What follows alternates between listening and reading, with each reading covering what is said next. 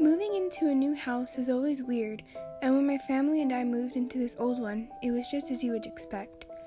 Creaky floors, weird new smell we weren't used to, and all the other things that come with an old house. After a couple more weeks went by, everything was going pretty good. I had just gotten home from work and felt like I could eat a horse. I moved to the kitchen and started to rummage around trying to find something to consume. I was planning on making a sandwich but couldn't seem to find any bread. I eventually found some, but there was nothing left but the ends. I slumped down in the chair defeated. It would be a cold day in hell before I actually eat the worst parts of bread.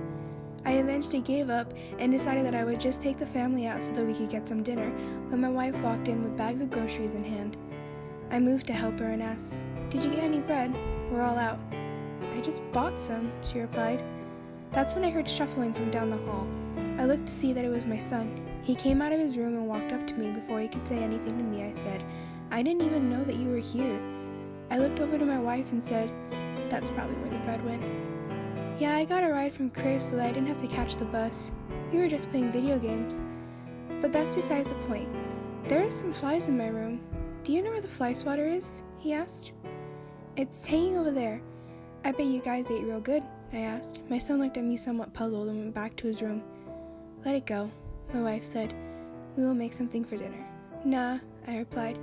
"Once Vanessa gets home, I'm going to take you and the kids out for dinner."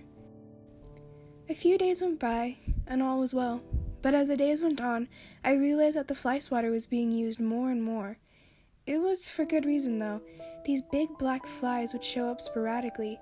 My family would then go to a massacre the pests. That was until somehow we lost the fly swatter. Then the flies started to come in droves.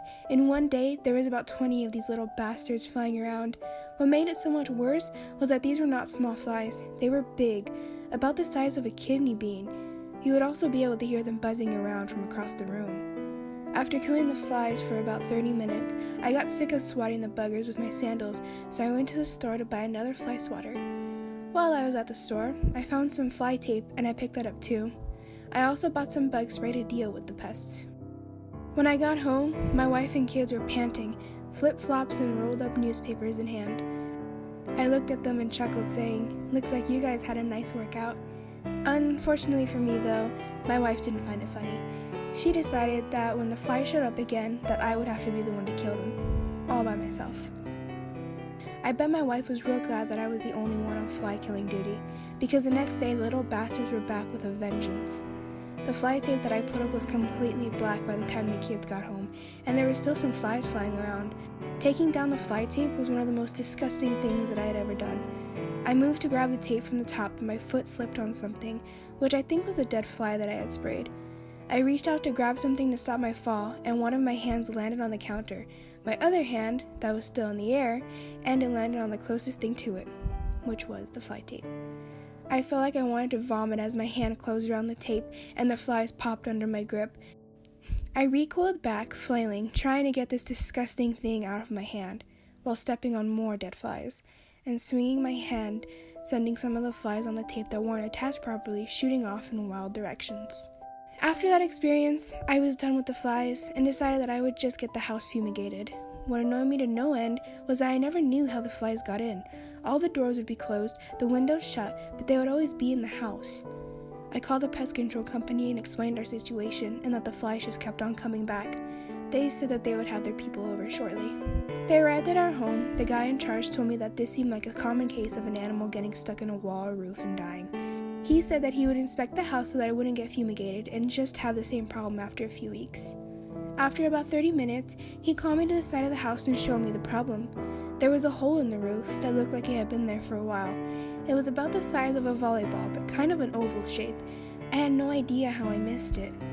Thinking back on it now, the person who sold us the house had not shown us this side up close. Plus, there were a lot of trees and bushes pushed up against it, so the hole was not that noticeable. The guy said that a raccoon or something probably went into the roof, had gotten stuck and died. He said that they could inspect it for us, but they would have to make the hole bigger so that he could fit, saying that the pull-down ladder for the attic had gotten jammed somehow. Around this point in time, I didn't care and I just wanted my house to be fly-free. About 30 minutes had gone by and they had made the hole bigger and one of the guys went in. When I heard him yell, I found a problem. He came out of the hole with a garbage bag that wafted the scent of decay, and what followed him was a swarm of black flies. He brought it to me, and reluctantly, I looked in the bag, and there were several raccoon corpses. He said that he had found them huddled together, and that they must have had rabies or something, because they were all bloody and scratched up. They had taken big chunks out of each other. After a few more days of spraying out the house and having a carpenter come by to fix the hole, everything was back to normal. No more flies. My entire family was relieved. That was until about 3 weeks had gone by. I woke up to the sound of buzzing around my ears. When I turned the light on in my room, there were several black flies zipping around the room. Learning from my last encounter with the pest, I figured that something had died again. I got up and started to search the house to see if I could find anything, but there was nothing, and as time went by, there were more flies. I moved to check the attic last because I figured that there was no way a raccoon was in the attic again. I got up and started to search the house to see if I could find anything, but there was nothing, and as time went by, there were more flies. I moved to check the attic last because I figured that there was no way that a raccoon was in the attic. Well, again, not at least so soon. I moved to the attic and reached up to pull down the ladder.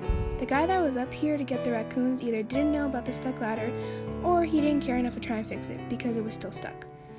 I was not fond of the idea that I would have to call the pest control again for basically the exact situation I was just in, and having them cut another hole in my roof. So I just grabbed onto the string and pulled as hard as I could. I have no idea what the string was made of, and I don't know what that door was stuck on, but I was pulling as hard as I could, and the door didn't budge, and the string didn't snap. I eventually said screw it, and decided to put my entire weight on it. When I did, I heard something creak, and before I realized it, I was falling backwards, and the attic hatch swung open. I landed on my back with a thud, and before I could get up, something else fell on top of me. I looked up to see that it was a blanket, but it was far too heavy. Then I realized that something was inside it. The smell hit my nose before I even moved to see what was inside the blanket, and I could feel my stomach start to turn. I opened the blanket, and my eyes started to water, but it wasn't from the smell. On the inside of the blanket, there was a body. The decomposing body of a small child. I sat there stunned at the sight before me. Then my wife came out of her room, rubbing the sleep out of her eyes and asking what was happening. When she saw what was in my lap, she let out a blood-curdling scream that made me jump, and that set the corpse tumbling, sending maggots, blood, and bugs all over the floor. The kids were about to come out of their rooms when I sent them back and told my daughter to call the cops. My wife was shaking, and I had to calm her down before she had a panic attack, which wouldn't be unwarranted, to be honest. The cops arrived, and I explained what happened and how the body fell out of the attic. I was obviously the first person on the suspect list, but after they investigated, they found evidence saying the boy was living in the attic for a while, and he was apparently stealing food from the kitchen. They found empty bottles of water, some breadcrumbs, some chip bags, but he couldn't get any more food after the attic door got stuck.